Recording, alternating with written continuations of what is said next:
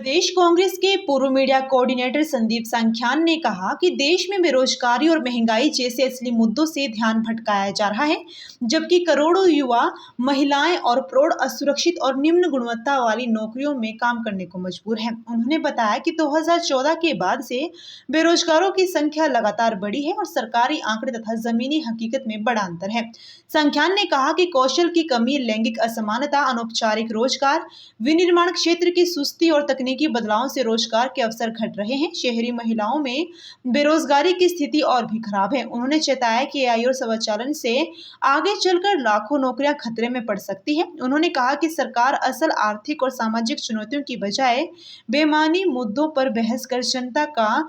ध्यान भटका रही है। समय है कि केंद्र सरकार रोजगार और गरीबी मिटाने वाले रणनीतियों पर गंभीरता से कार्य करे। वर्तमान में जो देश की नीति है, और मैं कहता हूं जो बेरोजगारों की, जो हमारी युवा साथी बेरोजगार हैं और जो महिलाएं बेरोजगार हैं और जो प्रौढ़ में ही बेरोजगार हैं, तो जिसके आंकड़े अभी अगर सामने आए हैं तो उन आंकड़ों का अगर देख के अगर उनका विश्लेषण किया जाए तो उस विश्लेषण से लगता है कि सरकारी आंकड़ों में और जो वास्तविक आंकड़े हैं उनके अंदर जो है बहुत बड़ी खाई जो है नजर आती हुई दिखती है।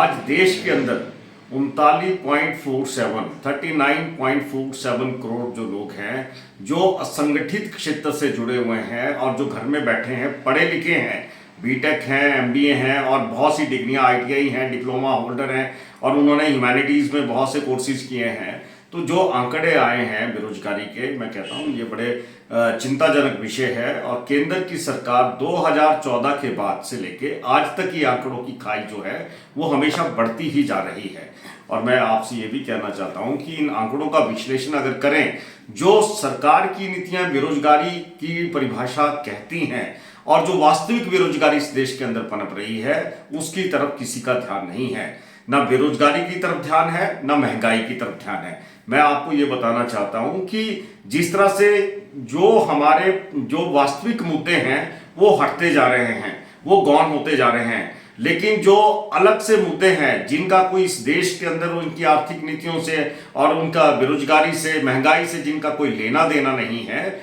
वो मुद्दे जो हैं केंद्र की सरकार जो है वो जनता के सामने परोस रही है। वहां पे एक हमेशा एक नए मुद्दे के ऊपर, सामाजिक मुद्दे के ऊपर, धार्मिक मुद्दे के ऊपर या किसी अन्य मुद्दे के ऊपर इस तरह की बहस छेड़ी जा रही है ताकि वास्तविक जो मुद्दे हैं उनसे अपनी जान छुड़ा ली जाए, उनसे बचा जाए। ये केंद्र सरकार की नीति है और इस नीति के तहत जो देश आज मैं कहता हूं एक पीछे की तरफ जो धकेला जा रहा है, उसका जो आने वाले समय है, आने वाली जो पीढ़ियां हैं, उसके ऊपर उनका क्या उसका अर्थ रहेगा, क्या उसका मतलब रहेगा, कितना असर उसका पड़ेगा। तो मैं आपको बताना चाहता हूं कि ये जो चीजें चल रही हैं देश के अंदर, मैं इस देश के बौद्धिक वर्ग से, इस देश के युवाओं से, इस